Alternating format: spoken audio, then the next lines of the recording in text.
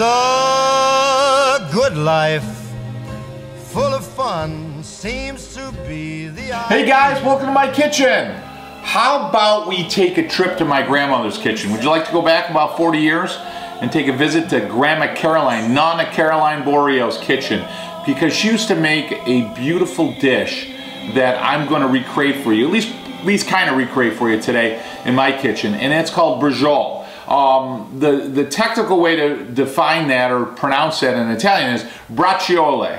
And actually in Italian they would define it as involtini, which is basically a wrapped up piece of meat. It's a meat roll that you're going to stuff.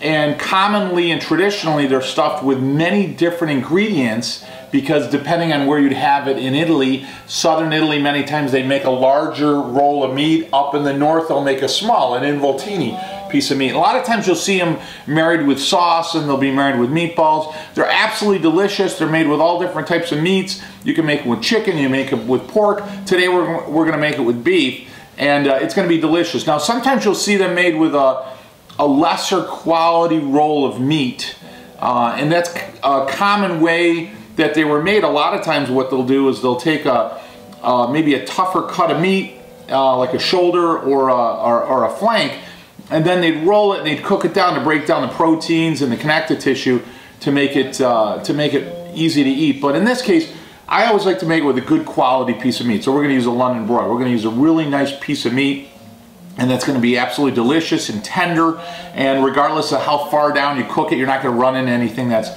difficult to chew on, because I want this thing to be delicious. So certainly that's what we're going to do. Now the ingredients, the traditional ingredient is going to be cheese.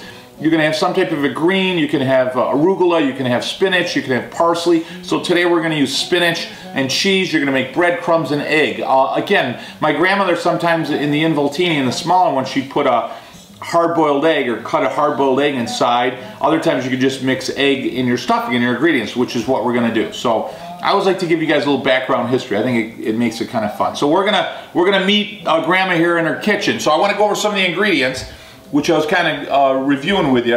We're going to start off with some breadcrumbs. Now I've got 3 pounds of meat, just to give you guys a heads up. So we've got about 1.5 cups, 1.75 cups of flavored breadcrumbs. Okay, they're already flavored. So you got some great bread, and then you've got some parsley, and then some of your Italian ingredients, a little salt and pepper. We've got a heavy 1.5 cups of spinach. Now again, I cut the spinach, it's raw, but I think it's important to cut that spinach, because what you're going to do is when you bite into it, you don't want to get a big hunk of spinach, right? We've got 1/2 pound of pancetta, which is going to be absolutely delicious. We got 1 sweet onion that's chopped up real nice. And then I've got a heavy cup of provolone, and I've got Reggiano Romano, which is going to be absolutely delicious. So we're going to couple those 2 cheeses, and we're going to make a stuffing. And I'll tell you, the stuffing I'm going to show you how to make is going to be so delicious. It's going to have that salty, sweet flavor. It's going to have a great combination of stuffing of the breadcrumbs, along with that Italian flavor with garlic. So I don't want to forget my garlic and my secret ingredient here. So I've got 3.5 to 4 cloves of garlic paste, which I made. I got a great video on how to make that, if you guys want to jump into that. And I've got about 3/4 cup of chopped raw almonds, or chopped and raw. And then I've got 3 eggs. Traditionally, you're going to use about 1 egg to pound of meat is the general rule. We're going to need some red wine. So this, as you can get the vibe of, is going to be a little bit complicated, but real easy if you follow along with me. So we've got some red wine, and that we're going to use to braise the meat. So we're going to actually braise and sear that meat, and then we're going to put the meat into a pan. We're going to add that red wine, and we're going to cook all that down. We're going to put some beautiful marinara, some red sauce that I made a few days ago, and then we've got olive oil, salt, pepper, and I always got to do my shameless plug with my olive oil, which is right here, Vito and Joe's olive oil. It's a Puglia oil. It's all organic, naturally pressed, and comes from many of the olive groves that we work with directly. And I've got a great picture of my family there. I talked about it in one of my videos a week or 2 ago, but I get a lot of emails, questions on who's in that picture. So that's the Borio family. My grandmother and grandfather went back to Italy in the 1950s.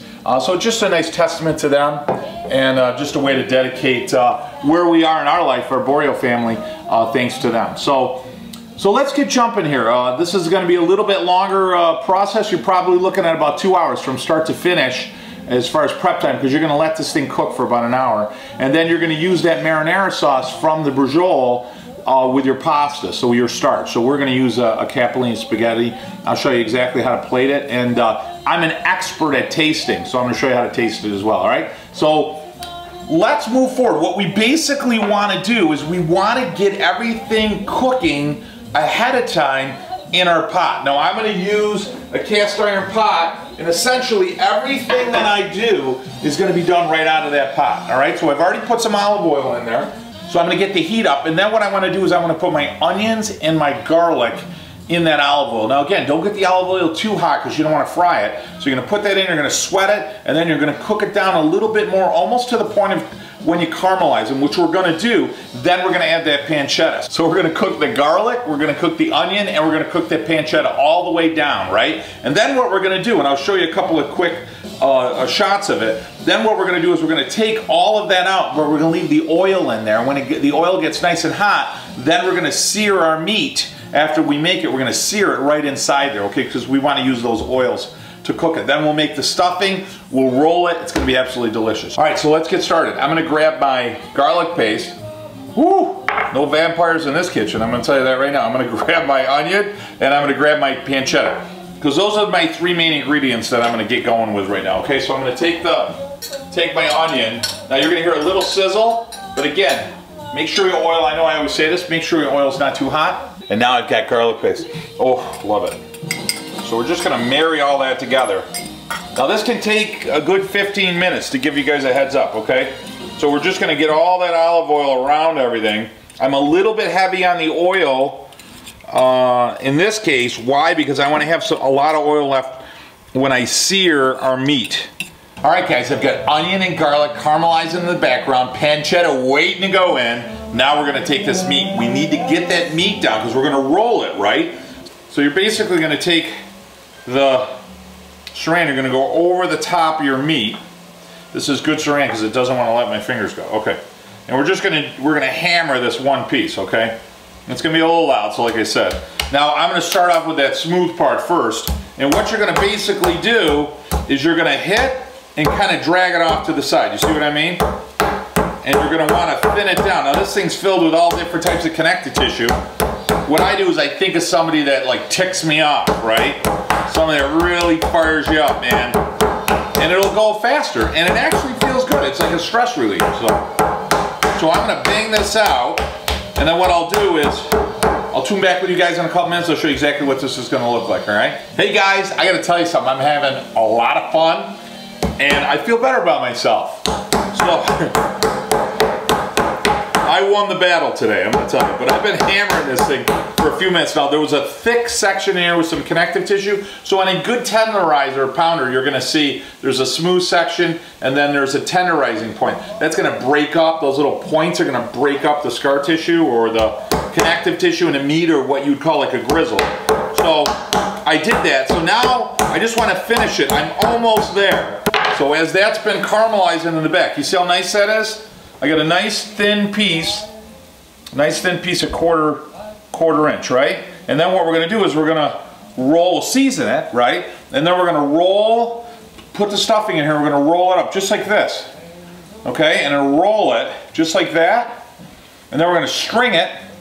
Then we're going to braise it, cook it down over about an hour with sauce, and then you'll cut it. So you'll serve it in slices with the roll. Oh my God, so delicious. All right, so I'm going to finish this up. A couple minutes, I'll tune back with you when we're ready to add that pancetta, and we'll get moving on that stuffing.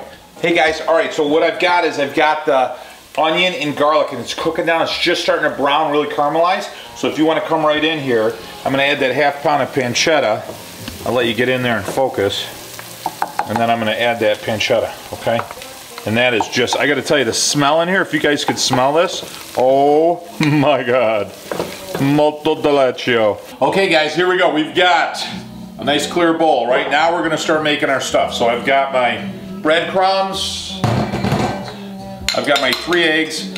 Rule, crack your eggs over glass so you can see if you get any shell in there. Mix them up really well before you dump them in the crumbs. Beautiful. Now that's gonna give you a flavor, it's gonna bind everything together, it's gonna give it a texture, it's gonna be absolutely delicious. I've got my almonds, right? Chopped almonds, popping those in there. Oh, that's gonna be good. Spinach. Now, we've got a couple other really good things, right? We've got our cheese, which is a provolone. I've got my Romano. And you may not use all the stuffing, you know, you try to give yourself exactly what you're gonna need, but you know, depending on the size of the meat and so forth, everything might not fit. Now look at that. That's our pancetta, that's our caramelized. Don't kid yourself, that is not burned. That's all broken down.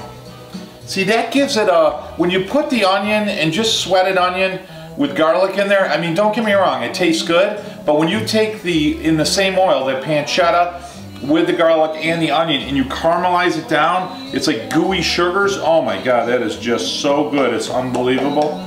So we're gonna mix all that in, all those little bits of just absolute deliciousness. I gotta tell you, this kitchen smells so good. Oh my gosh. So we're gonna mix all that in, just to get it basic. There you go. Now what I'm going to do is I'm going to add my salt, okay, and then I'm going to add my pepper, fresh ground pepper. You can't beat fresh ground pepper. Unbelievable. So I'm going to put about third of a cup, third cup of oil, and then just going to mix this up.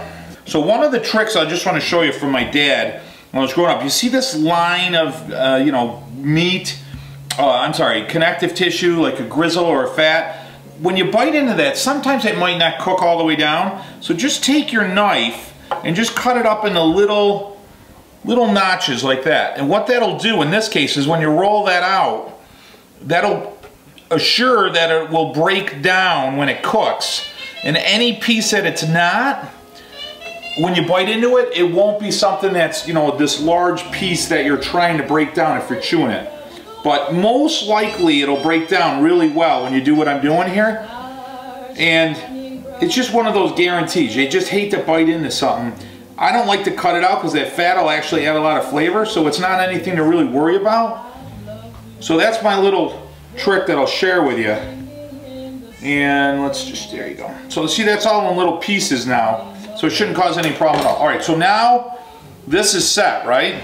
So now what I'm gonna do is I'm gonna put my stuffing, oh, look at that. And that's gonna really break down when it absorbs all the juices, the sauce, and remember, there's a lot of cheese in there, so I'll tell you, my mouth is watering. The flavors in this kitchen, oh my God. And then what we're gonna do is, you want a nice thin layer about the same width as the meat. Leave a little bit where you're gonna start that roll. And I'll show you what to do on the ends if you're worried about holding it together.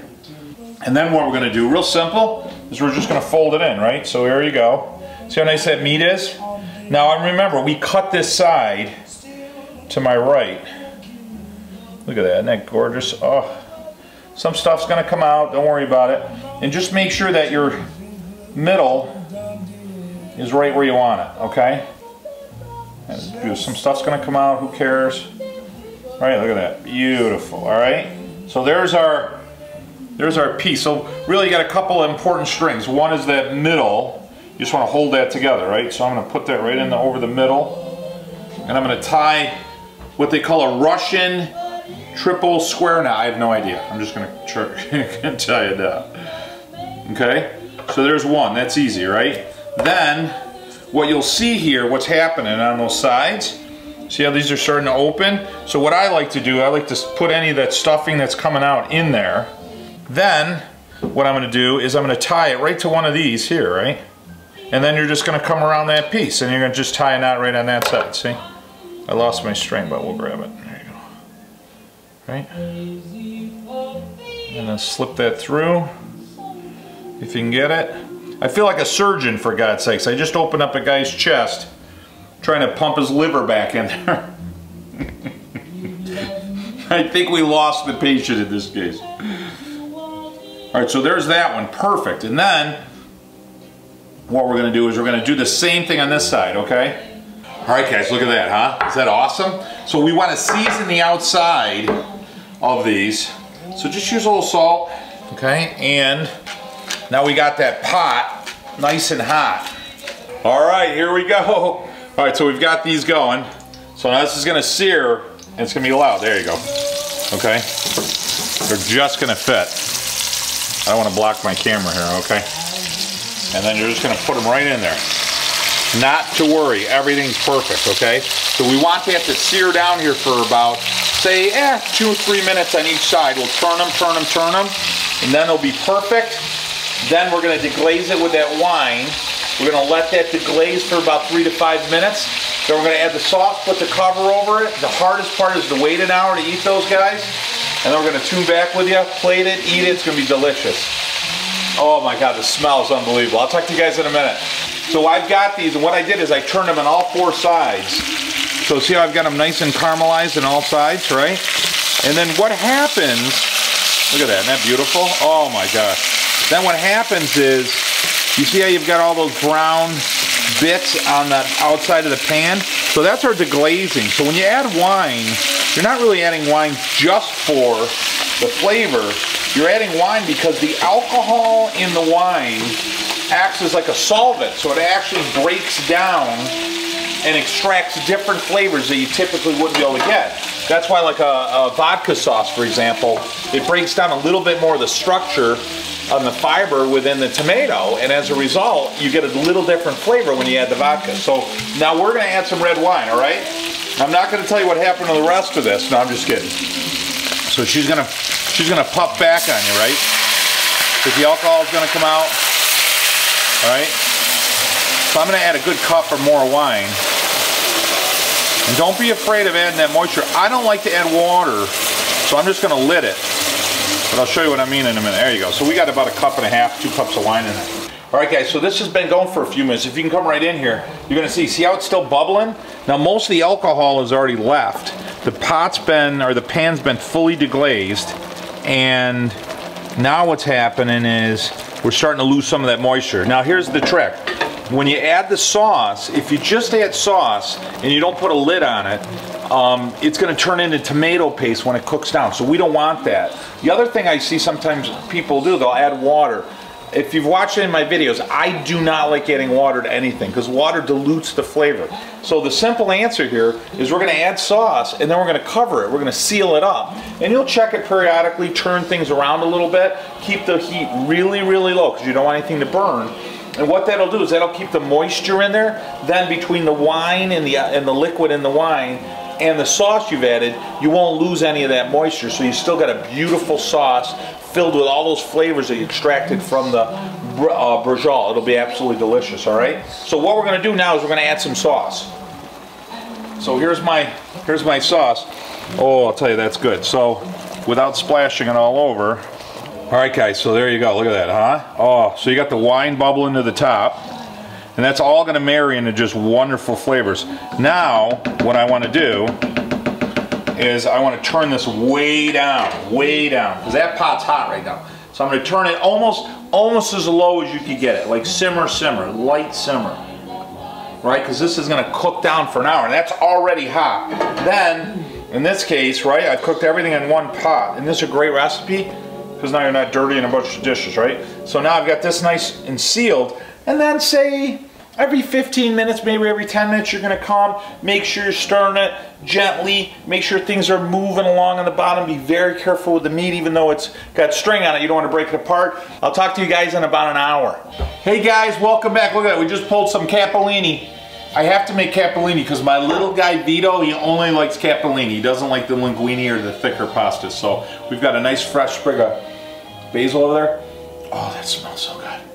And what I did is I just pulled that out of the boiling water and I just put a little salt, pepper, a little olive oil on there. Absolutely delicious. And like I said, we're going to use the sauce from the Braciole to marry with that on the side dish. So everything is a perfect flavor. Everything's perfect. So what I'm going to do is I'm going to grab the Braciole out of here. So this has been going for a little bit over an hour. All right. And just to show you guys, make it easy for you here, that's going to be hot. Woo! Look at that. Is that beautiful? So now what I've got is got the Braciole. You see how it's still got that perfect sauce? So we're not dealing with anything that's cooked all the way down. We got a beautiful sauce. And then I'm going to grab that Braciole right out of there, okay? Oh, look at that. I gotta tell you, the smell in this kitchen is absolutely perfect. Okay, and then we're gonna grab our other one here. I'm gonna feed an army here. Okay, perfect. And then what I'll do is I'll take a ladle of that sauce later, right? I'll take a ladle of that sauce, I'll put it right over the top of the pasta. Hopefully everybody wants some sauce, so I'm gonna set this right over on the side behind us, okay? So let me do this. And then what we need to do is we want to cut it, all right? So that just got done. Look at that. Is that absolutely unbelievable? Oh, I'll tell you the flavors of that, incredible. All right, guys, we got one of those, right? These are great. Doesn't this remind you of the one in The Godfather with Joe Pesci when he was in the back of the car? Remember? The guy was, it's probably a bad thing to talk about. All right, so we'll move on. So here we go. So there's our Braciole. I got a nice sharp knife, and what I'm going to do is I'm going to have to cut it. I want to do it so you guys can see it well, so I'll start with this one, all right? So we're going to just cut right through it, and some of it might fall apart a little bit. Don't worry about it. It's totally fine. All right? Look at that, right? So you're going to try to do it nice, simple slices. There it is. Look at that. Perfect. I got to tell you, the meat is so tender. You can just feel it, just cutting through the knife. Like I said, I told you this earlier. Look at that. Look at that. Perfect. Look at that. Oh, cooked all the way through. Just perfect.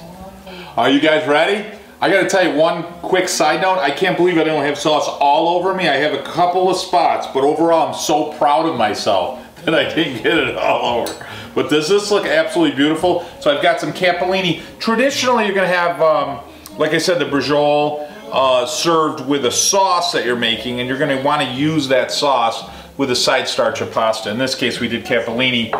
Why? Because my son Vito loves capellini, doesn't like any other type of pasta. So when you look here, as we showed you right here, my mouth is watering. You got all the meat, which is that beautiful steak that we use, that London broil, right? And then we've got all of that stuffing in there, right? So we've got the egg and the Parmesan, and we've got the spinach and the almonds. Oh my gosh, just absolutely delicious. And the Romano. So what the goal here is to get the perfect bite. So I'm gonna put that into two spots right there, okay? And then I'm gonna grab some of that sauce. That beautiful sauce. It just cooked down even more, so it's even more concentrated. It's gonna be great. You guys ready for that? Oh my God. The smell of that is unbelievable. Mmm. Oh boy. That is absolutely incredibly delicious. Oh, the almonds. You just get a hint of them. And then you've got the breadcrumbs, and you can taste the egg, and you can taste the spinach, and the salt, and the garlic, and the beautiful flavor of the meat, and that sauce. And like I said, I like to use a high quality meat, so it's tender and it chews perfect, you know? There's never an issue. And just to be safe here, I want to grab one more piece here before we call it. Oh yeah. And the sauce marries that so perfect with just a little bit of cheese. Mmm. Oh my God, I gotta tell you, one of the things I wanted to share with you is this recipe, because when I started our video off today, I talked about going to my grandmother's kitchen, Caroline and Nana, and this is one of her favorite little recipes. She'd make the individual and the large, and she'd always put them in with her meatballs and a sauce. So it's really special for me to share this wonderful recipe, something really delicious that you can make a lifetime, make a tradition out of this for the holidays, or certainly any kind of meal throughout the week. It's simple and easy, and you can make it elegant, like I said, with a holiday meal, or you can certainly just serve it simply with the kids on a Sunday, which is what we're going to do. Guys, thanks so much for joining me. Thanks for the great emails. Don't forget to shop on our website. Don't forget to subscribe to our channel. This is Joe with Cooking Italian with Joe. Make sure you celebrate your heritage, and certainly set some traditions for your family in the kitchen. Until next week, bon appetit. Have a great one. It's the good life.